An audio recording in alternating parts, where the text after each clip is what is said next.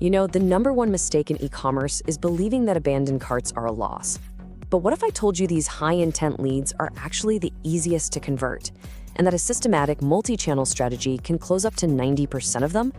Well, today, we're breaking down a complete psychological framework that turns what looks like failure into your single most profitable opportunity. So let's start right here with this really provocative idea. For decades, the entire industry has treated an abandoned cart like a dead end, a rejection, a customer who just changed their mind. We write them off as a cost of doing business. But this isn't just a little off, it's completely backward. It's a fundamental misunderstanding of human behavior, and it is a blind spot that is costing businesses a fortune. And this question right here reframes the entire problem. I mean, think about it for a second. An abandoned cart isn't a no, it's an almost. This person has already done all the hard work for you. They found your site, they browsed your products, they compared options, and they made a conscious decision to pick specific items and put them in their cart. That is not a signal of rejection. It's a huge sign of high intent that just got interrupted. And we're about to break down the exact psychologically driven system to get them right over that finish line. So this brings us to what I call the great paradox of abandonment. The illusion that these customers are gone forever, it blinds businesses to a critical truth: the power of their prior investment. All that time, that focus, that effort they've already put in, it doesn't just disappear. It creates a psychological footprint. And in fact, that's the very thing that makes them the perfect candidates for a targeted recovery plan. So let's pull back the curtain and see how it works. But before we get to the solution, we have to understand the crisis that made it so essential in the first place.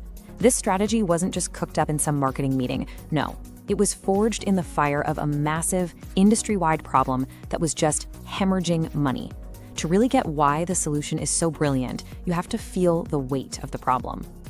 I want you to really let this number sink in: 70%. That means for every 10 customers who spend their time carefully picking out items and adding them to a cart, 7 of them just walk away.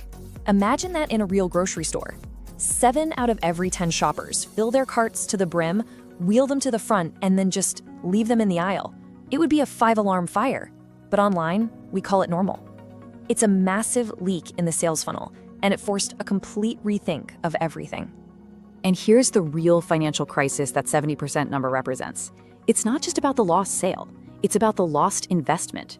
You paid to get that customer to your site. You paid for Google ads, Facebook ads, content, SEO, all of it. That money is your customer acquisition cost, or CAC. And for every dollar you spend, an abandoned cart means that dollar just went up in smoke.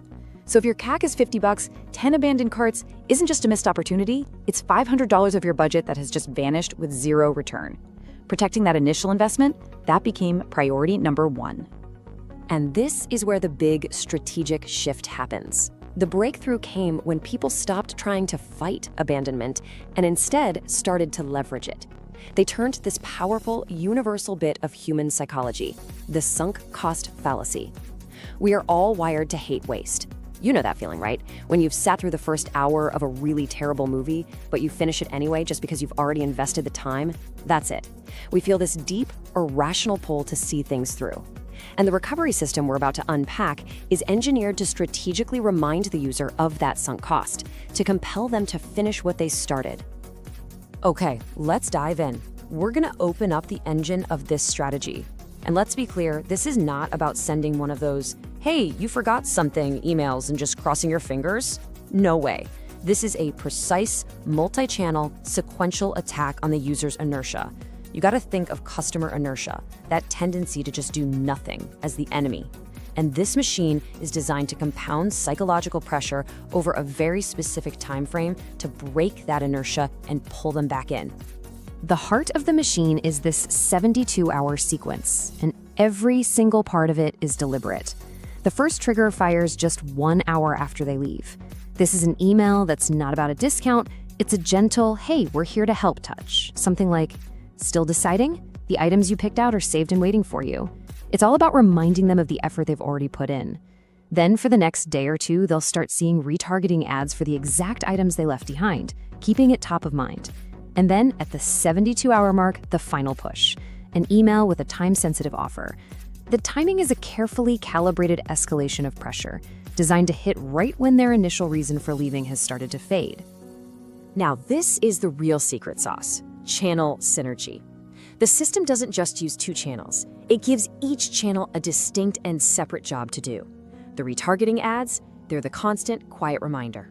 Their only job is to maintain that visual tension, to create the feeling of an unresolved task. They're totally passive.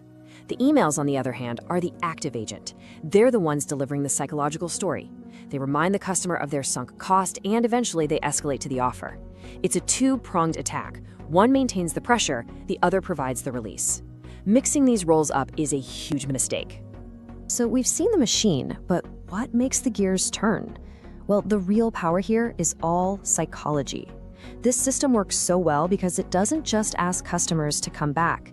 It strategically weaponizes parts of our human nature to make completing the purchase feel like the only logical, satisfying, and urgent choice they have. Let's look at the three main triggers it pulls. So the primary driver, as we've talked about, is that sunk cost fallacy. The language in that first email and in the ads is deliberately crafted to trigger this. When you see phrases like, the items you already chose, or ready to complete your selection, that is not an accident. That is pure psychological engineering.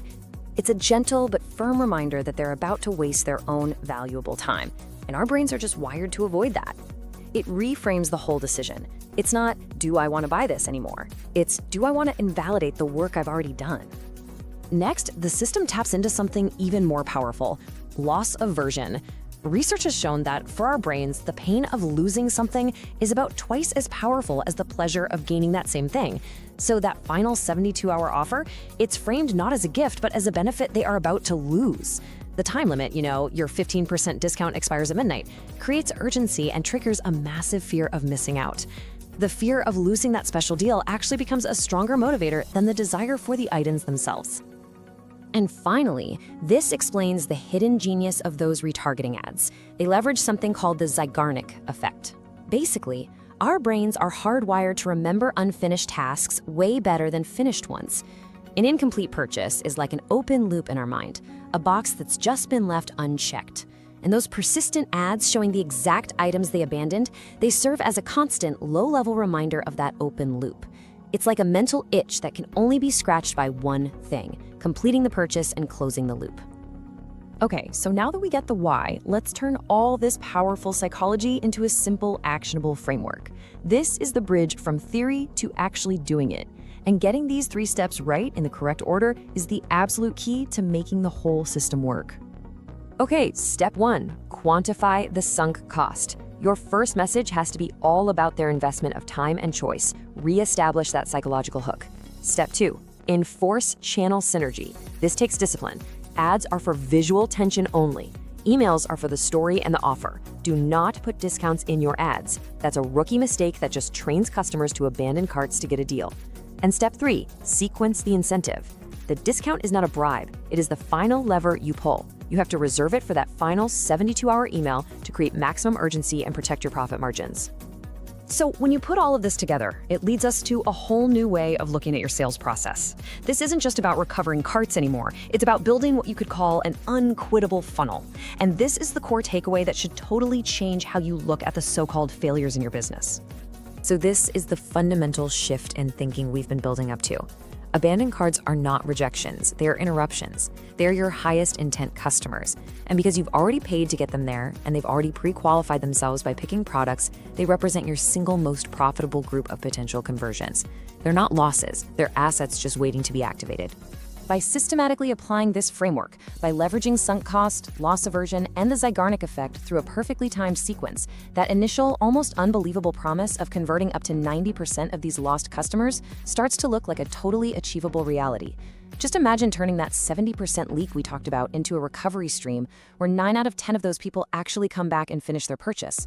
It's not magic, it's the cold, hard logic of applying human psychology to your sale funnel. And this quote just captures the entire strategy perfectly. It's not about aggressively pushing people to buy something. It's about pulling them toward the value they already saw for themselves. This system works because it aligns so perfectly with our own internal psychology that it makes the act of quitting, of wasting their effort and losing that final opportunity, feel way more painful than just completing the purchase. And that is the final thought I really want to leave you with. This isn't just about shopping carts. This is a mindset.